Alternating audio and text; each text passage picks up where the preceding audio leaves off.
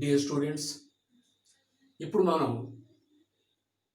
10th class బయాలజీలో ఉన్నటువంటి heart యొక్క external structure గురించి కొన్ని పాయింట్స్ తెలుసుకుందాం. ఎక్స్టర్నల్ స్ట్రక్చర్ గురించి మరి హార్ట్ అనేది located in between the lungs. First point, the heart is located in between the lungs. The heart is protected by rib cage. అదే మనం ఒరవ పంజరం అంటాం. ఈ రిబ్స్ అన్ని కూడా హార్ట్ని ప్రొటెక్ట్ చేస్తాయి. మరి the size of the heart is fist of your hand. Your heart size is fist of your hand. మీ హార్ట్ యొక్క సైజు మీ యొక్క పిడికిలి అంత ఉంటుంది. మరి ఈ హార్ట్ అనేది పీర్ షేప్లో ఉంటుంది.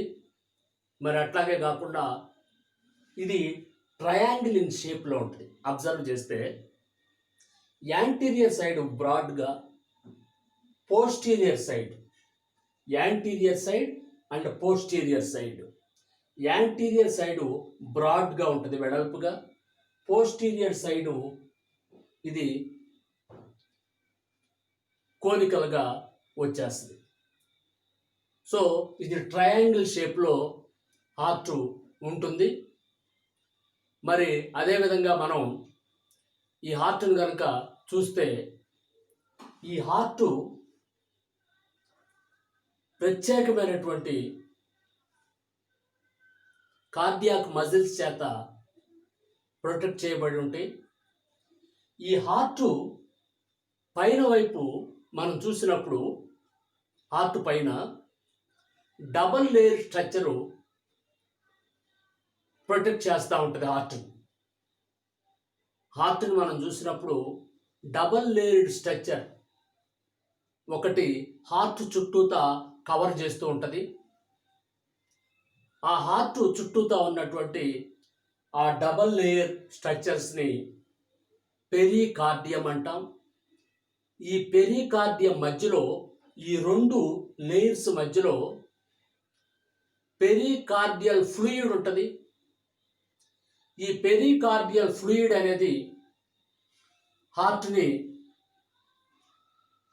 ప్రొటెక్ట్ చేస్తూ ఉంటుంది షాక్స్ నుంచి, ఎక్స్టర్నల్ షాక్స్ నుంచి. ఈ pericardial fluid and pericardium double layered structure ఈ హార్ట్ని ప్రొటెక్ట్ చేస్తూ ఉంటుంది.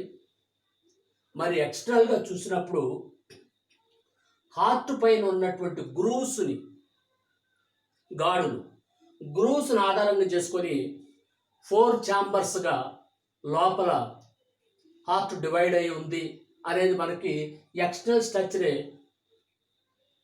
కొంత అవగాహన ఉంటుంది. డైరెక్ట్గా హార్ట్ మనకి లోపల ఉన్న స్ట్రక్చర్ కనపడదు. పైన ఉన్నటువంటి ఈ పెరికార్డియం, పెరికార్డియల్ ఫ్లూయిడ్ అంతా ప్రొటెక్ట్ చేస్తూ ఉంటుంది. ఈ గాడులను బట్టి, గ్రూవ్స్ను బట్టి 4 ఛాంబర్స్ హార్ట్లో ఉన్నట్టుగా తెలుస్తుంది. ఈ పైన ఉన్నటువంటి 2 ఛాంబర్స్ని ఆరికిల్స్ లేక ఏట్రియమ్స్ అంటారు.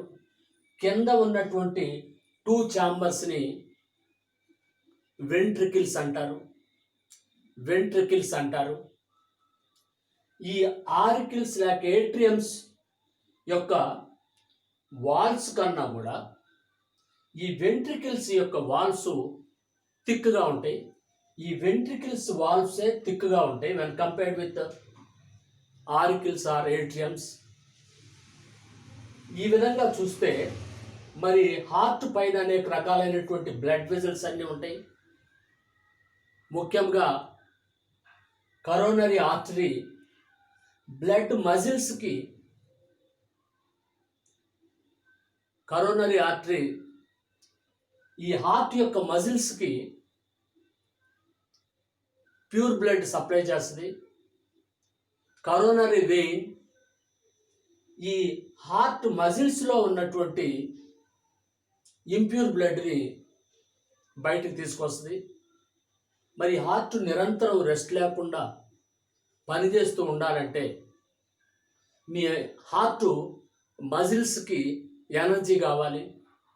ఆ హార్ట్ మజిల్స్కి కావాల్సినటువంటి ఎనర్జీని సప్లై చేయడానికి హార్ట్ మజిల్స్కి కరోనరీ ఆర్టరీ బ్లడ్ సప్లై చేస్తుంది. అది ఎట్లాగంటే, మనం ఒక బైకు నడుపుతూ ఉన్నప్పుడు పెట్రోల్తో బైక్ నడుచుద్ది.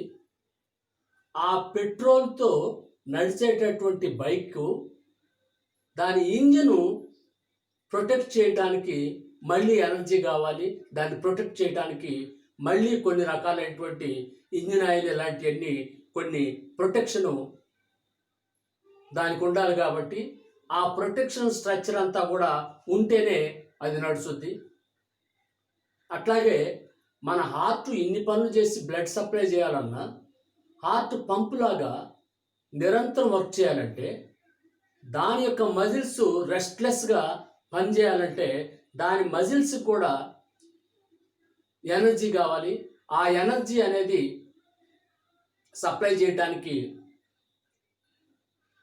ఈ కరోనరీ ఆర్టరీ ఆక్సిడేటెడ్ బ్లడ్ ఆ హార్ట్ యొక్క మజిల్స్కి ఇవ్వటం వలన ఆ ఎనర్జీని తీసుకొని యాక్టివ్గా అది పంపులాగా పనిచేసి మిగిలిన బాడీ పార్ట్స్ అన్నిటికి కూడా బ్లడ్ సప్లై చేస్తూ ఉంటుంది.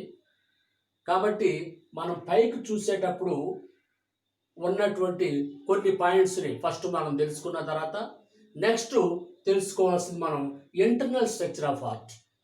లోపల ఎలాంటి గదులు ఉంటాయి, అది ఏ విధంగా పనిచేస్తుంది అనేటటువంటి విషయం అంతా కూడా నెక్స్ట్ తెలుసుకోవాల్సినటువంటి అవసరం ఉంది.